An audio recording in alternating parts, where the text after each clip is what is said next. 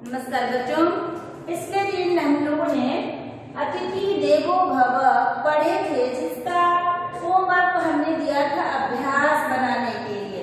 फिर एक बार आपने तो बनाया ही है, फिर एक बार मैं आपको बताने की कोशिश कर रही हूँ। मौखिक प्रश्न में है, पाठ में किसको देवतुल्य बताया गया है? अतिथि को देवतुल्य बताया गया है। लेखक ने अतिथि शब्द के समानांतर कौन सा शब्द गढ़ा है? असमय। क्या गढ़ा है लेखक ने? असमय।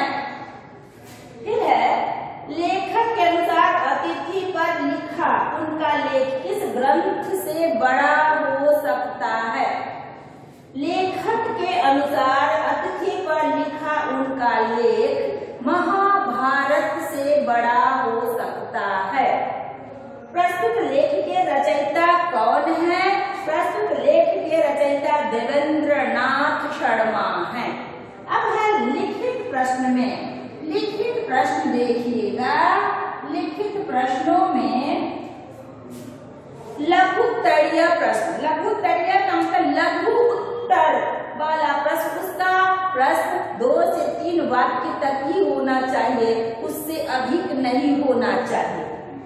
लेखक अतिथि शब्द की क्या व्याख्या देता है?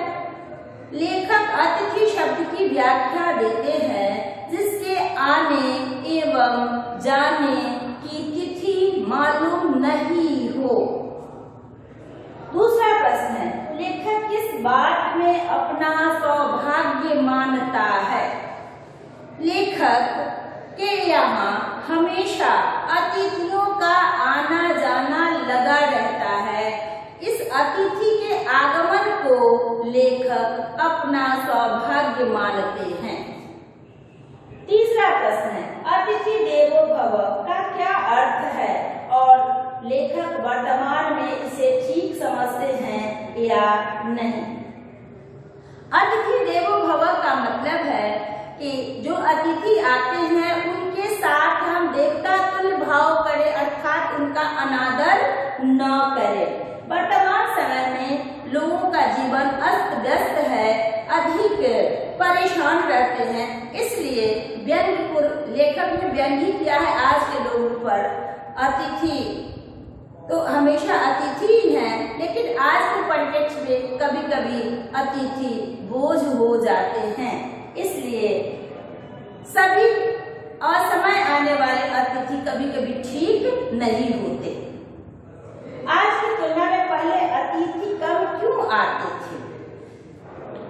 आज की तुलना में पहले आवागमन की सुविधा बहुत कम थी, इसलिए अतिथि समयानुकूल सोच विचार कर समय समय पर ही जाते थे, इसलिए आज से पहले अतिथि कम आते थे। अंत में लेखक क्या कहता है? अंत में लेखक कहता है कि चाहे अपनी जो भी परेशानियां हो, किंतु हमारे यहाँ की परिपाटी है अतिथि को देवतुल्य मानने का, इसलिए हमें उनका सम्मान सत्कार करना ही चाहिए। अब आगे लघुत्तरीय प्रश्न है, राजा मोरध्वज का कथानक क्यों प्रसिद्ध है? राजा मोरध्वज भगवान के बड़े प्रिय भक्त थे। एक बार भगवान ने अपने साथ अतिथि लेकर गए और उस अतिथि के साथ एक प्रतिबंध था कि यह बाल बच्चा का मांस खाता है। मोरध्वज ने अपने बेटे का मांस उनके अतिथि के लिए, उनके शेर के लिए परस दिया और अपनी आंखों में आंसू तक नहीं भरा, किसी प्रकार का पश्चाताप नहीं किया। उस समय से मोरध्वज का यश अतिथि की पूजा के लिए, अतिथियों के सम्मान के लिए उनका यश प्रसिद्ध हो गया। लेखक का हृदय शंकाकुल क्यों हो उठता है? जब कोई व्यक्ति यह कहता है कि आजकल मैं इतना ज्यादा परेशान रहता हूँ, मुझे खाने तक की फुर्सत नहीं मिलती है, ऐसी बातें सुनकर लेखक का मन शंकाकुल हो जाता है। वर्तमान में बड़े शहरों में अतिथि देवो भव सिद्धांत के पालन में क्या कठिनाइयां हैं? वर्तमान में बड़े शहरों में लोगों का आवास बहुत सीमित होता है। छोटे से कमरे में परिवार के सदस्यों के साथ रहना हुआ, उसमें अतिथियों का आगमन यदि हो तो उनके सुलाने के लिए भी लोगों को परेशानी हो जाती है। वर्तमान समय में हर चीज महंगा हो गया है, खाने पीने के लिए भी लोगों में दिक्कतें आ सकती हैं। इससे अतिथि जब अधिक समय के लिए हो जाए तो उन्हें बड़ी दिक्कत का सामना करना पड़ जाता है।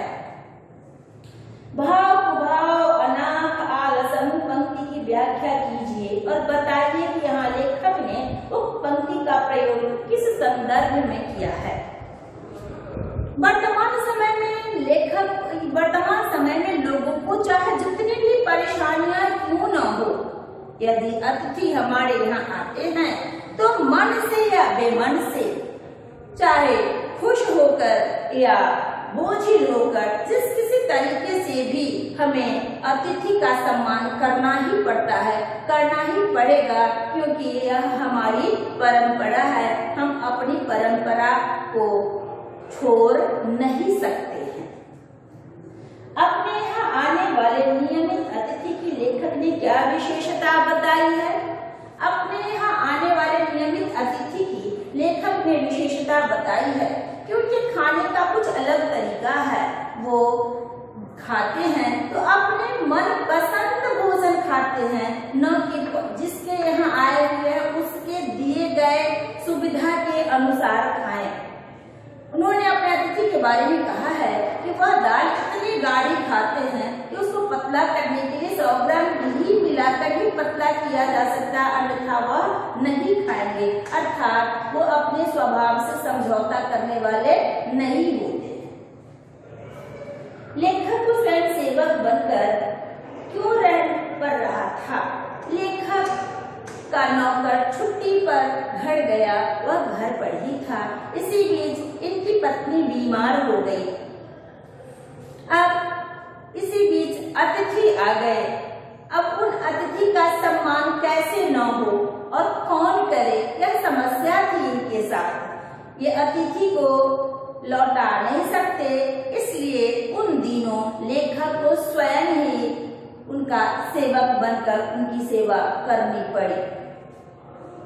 अब हम पठित गद्यांश पर प्रश्न, वैकल्पिक प्रश्न है, देखिएगा। राजा मूर्धध्वज ने अपने बेटे के साथ क्या किया था? उसका वध कर दिया था। अक्षुण्ण का क्या अर्थ है? सही सलामत। लेखक के अनुसार स्वयं का बड़प्पन दिखाने का नया तरीका क्या है? स्वयं को व्यस्त दिखाना। किसी के यह कहने पर कि वह बाजार से खरीदकर शुद्ध घी खाता है, लेखक क्या करता है? हल्के से मुस्कुरा देता है। निम्न स्थानों की पूर्ति उचित शब्द द्वारा कीजिए। एक डैश विदा नहीं होते कि दूसरे आधमकते हैं। अतिथि, एक अतिथि विदा नहीं होते कि दूसरे आधमकते हैं। पुराणों में अतिथि सत्कार की महिमा डैश पर है, पराकाष्ठा पर है। अतिथि वह है जिसके डैश और डैश का कोई समय निश्चित ना हो।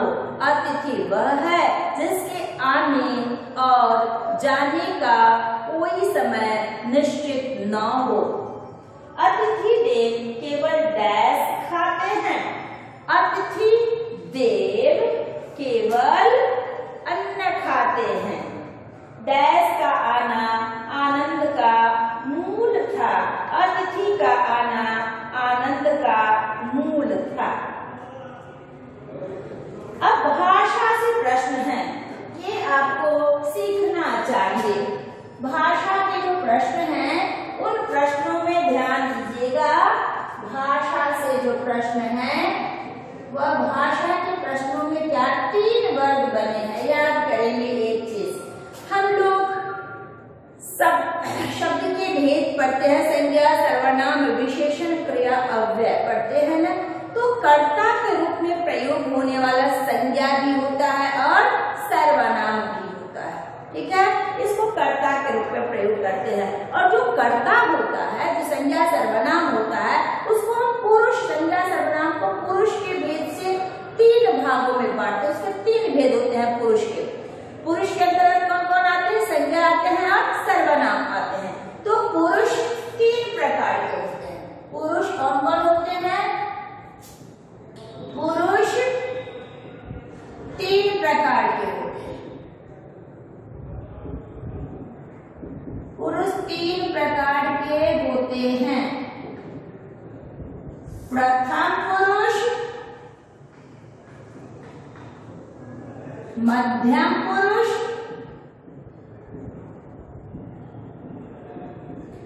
उत्तम पुरुष।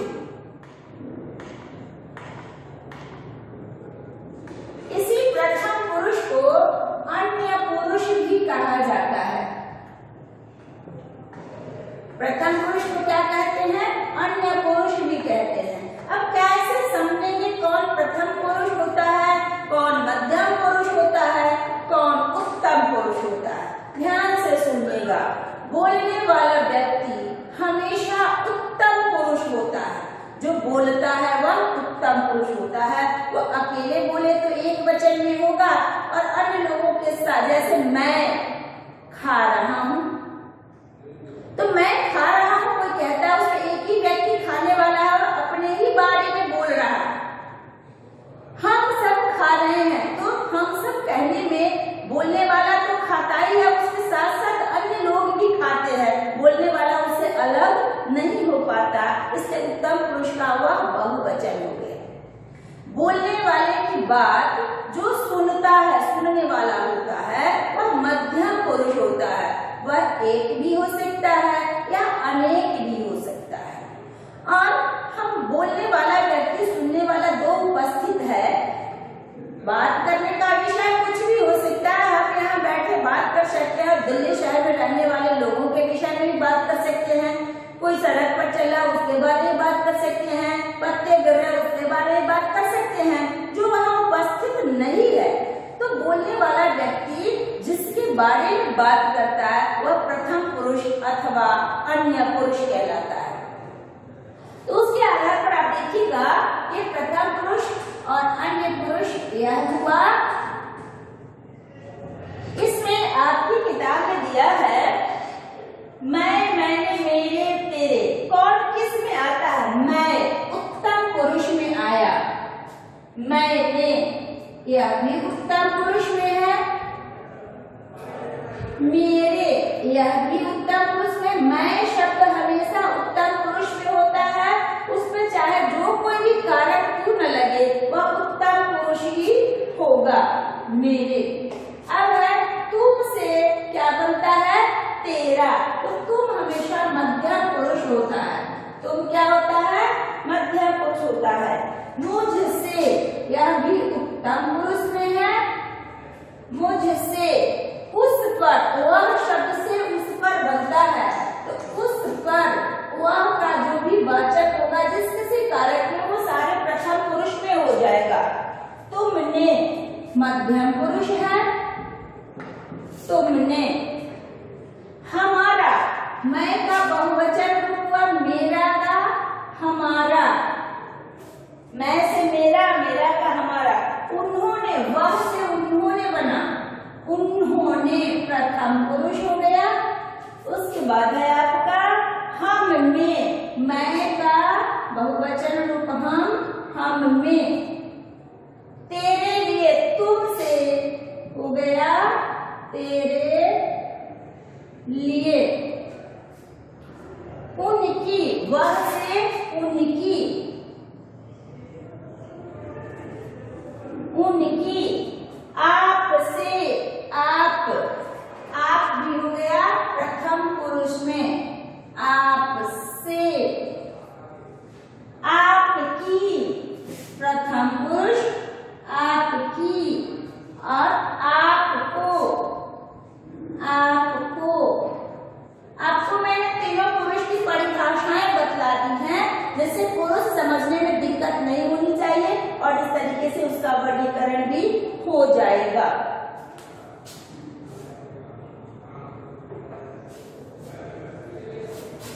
तो सर्वनाम जब आप पढ़ेंगे, सर्वनाम के भेद में पढ़ेंगे पुरुषवाचक सर्वनाम।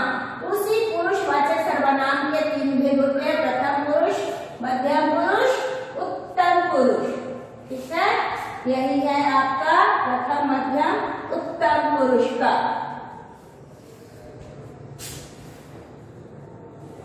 अब है निम्नलिखित वाक्यों से वाक्य बनाइए। सौभाग्य, मेरा सौभाग्य है कि मैंने तेरा दर्शन किया। पराकाष्ठा, आज गर्मी पराकाष्ठा पर, पराकाष्ठा में उच्चतम सीमा पर। शंकाकुल, वर्तमान परिस्थिति देखकर मेरा मन शंकाकुल हो रहा है, शंका से बेचैन हो रहा है। समन्वय मतलब समुदाय, आज सबके जीवन में सुख और दुख का समन्वय होना चाहिए। अनिवार्य, बच्चों के लिए पढ़ना अनिवार्य है। अनेक शब्दों के लिए एक शब्द का प्रयोग न केवल लेखन को शक्ति अपितु रोचक और आकर्षक भी बनाता है। पाठ से ऐसे वाक्य छाटकर उनकी व्याख्या कीजिए, जैसे असमय भी बता दिया जिसका कोई समय ना हो, शाश्वत जो नित्य हो, हमेशा रहने वाला, अकरणीय नहीं करने योग्य, स्वयं सेवक स्वयं ही सेवा करने वाला, स्वयं सेवक। अब उपसर्ग से प्रयोग करके 10 शब्द बनाना है। अब एक चीज याद रखिएगा, पूर्ण शब्द होता है उसके पहले ही हम अ उपसर्ग लगाएंगे। जैसे कोई शब्द लिखिए, हमने जैसे आपने पढ़ा तिथि, तो तिथि पूरा उसके पहले अ लगा, और तिथि समय, यह समय पूरा है उसके पहले अ लगाया है। अब देखिएगा निश्चित, निश्चित इसके पहले अ लगा दिया तो क्या हो गया, अनिश्चित। भाव, इसके पहले अ लगा दिया तो क्या हो गया, अभाव। क्या हो गया, अभाव। शांत, इसके पहले अ लगा दिया तो क्या हो गया, अशांत। मूल्य, इसके पहले अ लगा दिया तो हो गया अमूल्य।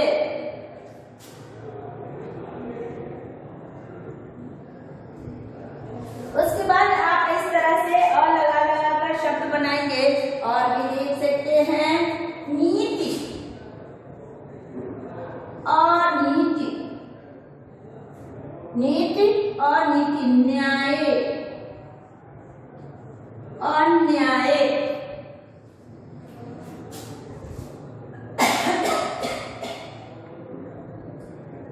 संख्य, असंख्य,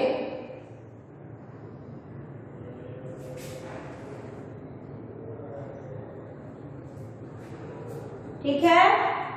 क्या हो जाएगा, पठनीय, पढ़ने योग्य, अ लगा दिया, अपठनीय। करणीय,